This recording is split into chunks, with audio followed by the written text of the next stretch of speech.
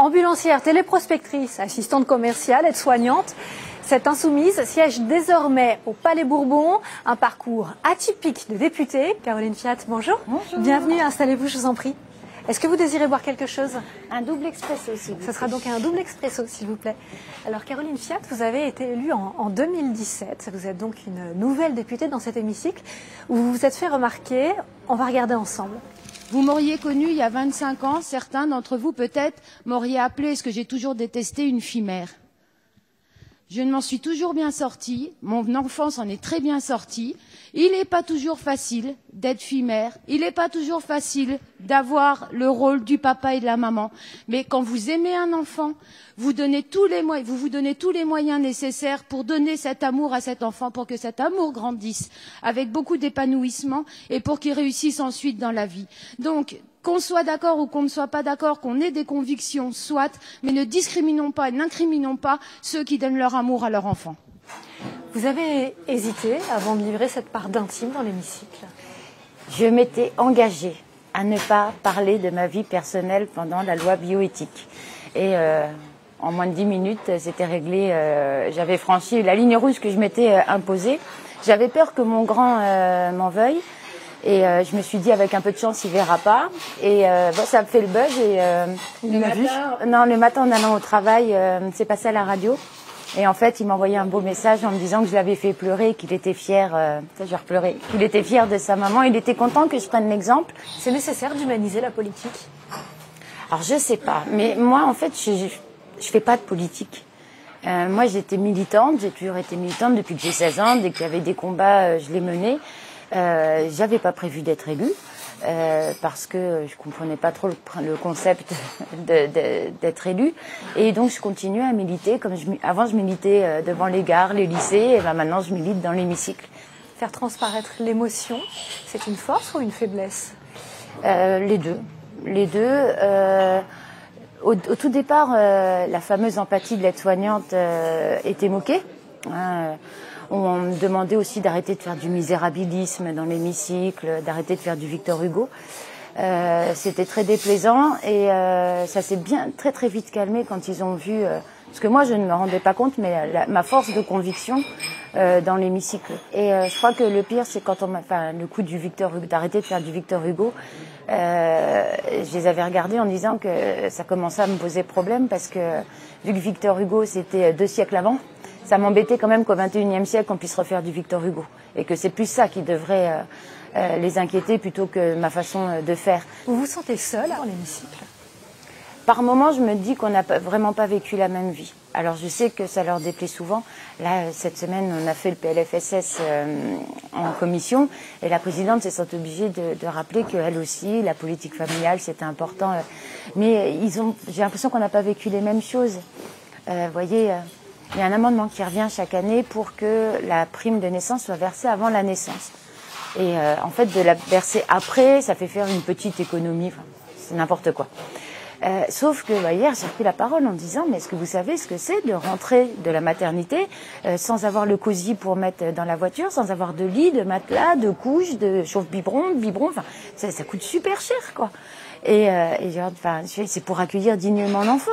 Donc pour ceux qui peuvent déjà tout acheter à l'avance, tant mieux, mais il y en a, ils peuvent pas. Donc il faut que le bébé soit né pour aller acheter un lit.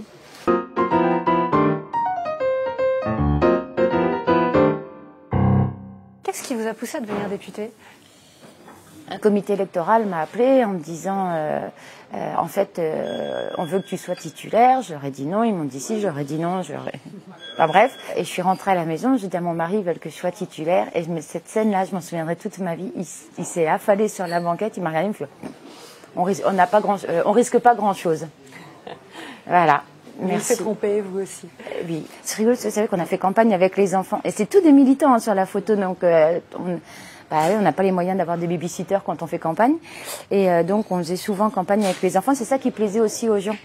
Parce que souvent, on tendait des tracts et on disait « Ah non, tous les mêmes ». Et là, je disais « Aide-soignante, maman de 4 enfants ». Les gens s'arrêtaient, disaient « Ah oui, ok, toi, tu peux aller nous représenter ».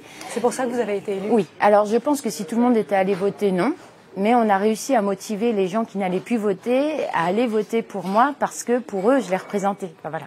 Je gagne le SMIC, j'ai 4 enfants. J'ai appris que j'étais au second tour en direct au journal télévisé régional. Et là, c'est un peu panique générale parce qu'on se dit, je suis face au Front National, je peux gagner.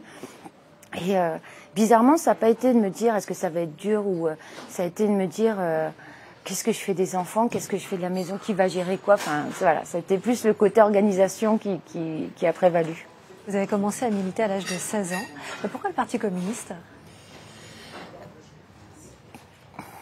Parce qu'ils étaient très présents. Mes parents étaient syndicalistes, CGT.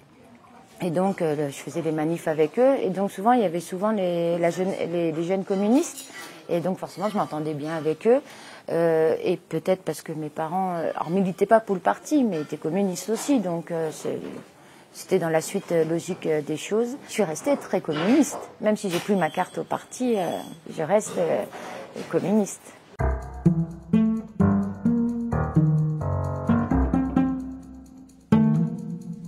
Et pourquoi alors vous présentez sous la bannière de la France Insoumise? Alors, pas pour Jean-Luc Mélenchon, parce que je rappelle que j'étais une anti-Mélenchon. Oui, en 2012, vous avez dit avoir voté à contre-cœur pour lui. En 2017, j'ai pas voté Mélenchon, j'ai voté la France Insoumise. C'est différent. Maintenant, vraiment, il faut que je le dise à chaque fois, mais je m'en veux maintenant que je le connais. Mais voilà, les médias me l'ont tellement vendu. Qu'est-ce qui vous rebutait? Le côté gueulard. Moi, en plus, la première fois que je l'ai vu, c'était à la fête de l'UMA. Et ça m'avait énervé de voir un mec arriver comme ça, du PS, qui nous faisait la leçon à nous pour nous dire « je vais vous montrer comment on sauve la gauche ». Attends, c'est bon, rentre chez toi, retourne au PS. Enfin voilà, c'était un peu violent. Et maintenant que je le connais, je m'en veux parce que c'est pas du tout l'homme gueulard qu'on connaît, il est super humain. Alors qu'est-ce qui s'est passé? Pourquoi finalement aller à la France Insoumise alors que vous aviez une mauvaise image de Jean-Luc Mélenchon? Alors, été 2016, je fais une grosse dépression. Je sais que je vais avoir 40 ans et qu'un truc va me tomber dessus. Et j'en suis persuadée, je connais mon instinct. Et donc, je m'imagine le plus gros film, un cancer, un accident, enfin. Et donc, je vais à la fête de l'UMA en septembre 2016. Là, les copains voient que je vais vraiment mal. Me disent, non, mais va, on y est ensemble en Meurthe-et-Moselle, va les voir, comme ça tu iras en réunion, tu verras du monde, reste pas toute seule. Donc pour leur faire plaisir, j'y suis allée. Ensemble 54 décide de rentrer dans la France Insoumise. Donc du coup, je rentre dans un groupe d'action. Et du coup, après, on me propose comme suppléante et après comme candidate. Mais ça a beaucoup fait rire quand j'ai été élue, puisque tous les militants qui me connaissaient se sont dit Mélenchon aussi est élu. Et ça a fait rire tout le monde de se dire tu vas croiser Mélenchon, quoi. Vous avez appris à devenir insoumise ou vous étiez déjà indignée? Non, j'étais déjà insoumise. C'est une naissance. Je pense que c'est l'histoire de vie qui fait qu'on est insoumis. Et puis c'est dans le caractère. C'est de se dire que on va dans l'hémicycle en basket et en jean. On met pas de veste. Mais c'est pas pour autant que je respecte pas la République et c'est pas pour autant que ma parole a moins de puissance. C'est se dire que, oui, on est élus, mais enfin, on reste des êtres humains comme tout le monde et qu'il faut pas oublier d'où on vient, jamais. Comment ils vous voient aujourd'hui, les communistes? Ah, ça a été compliqué. Ça dépend des communistes. Certains, chez moi, me le pardonnent pas. Ils m'ont fait rentrer en politique, ils m'ont formé, donc que je sois partie chez Mélenchon. C'est une trahison. C'est une haute trahison. Ça a été violent pour moi. Les premières fois où c'est des copains. Et vous savez, quand ils arrivent devant vous, qui vous disent plus bonjour en disant tu es une traître, vous le prenez. C'était violent.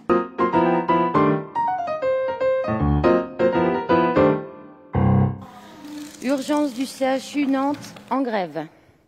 Urgence du CHRU Brest en grève.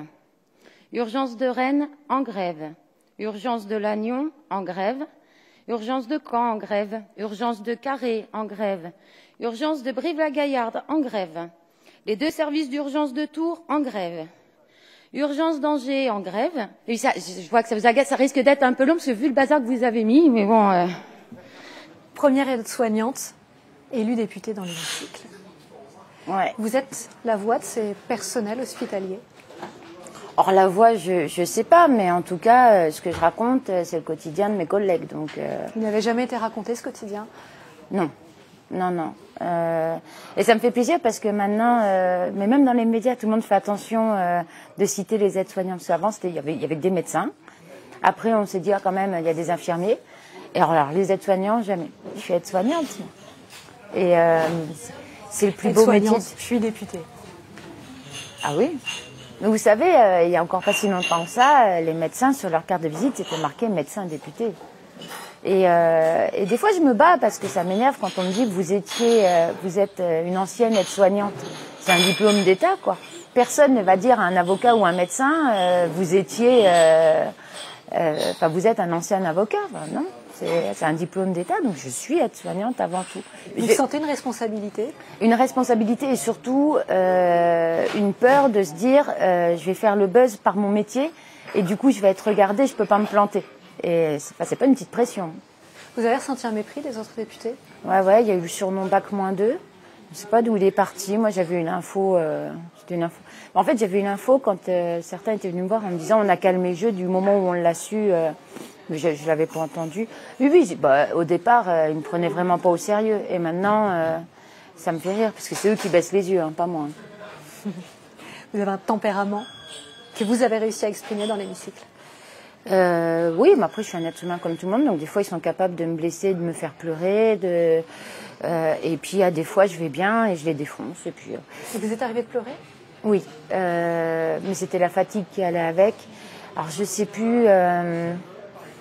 C'était aux questions au gouvernement et je venais d'enterrer une amie, cadre de santé, qui s'est jetée sous un train. Et donc je sais plus, on avait fait une question.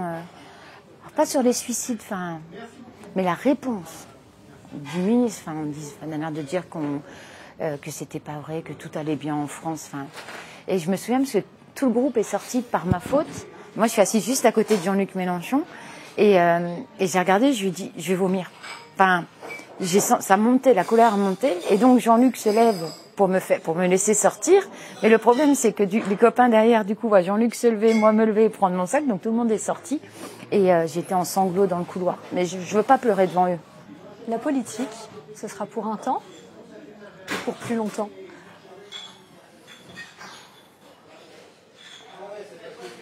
Voilà, dans l'opposition pour un temps.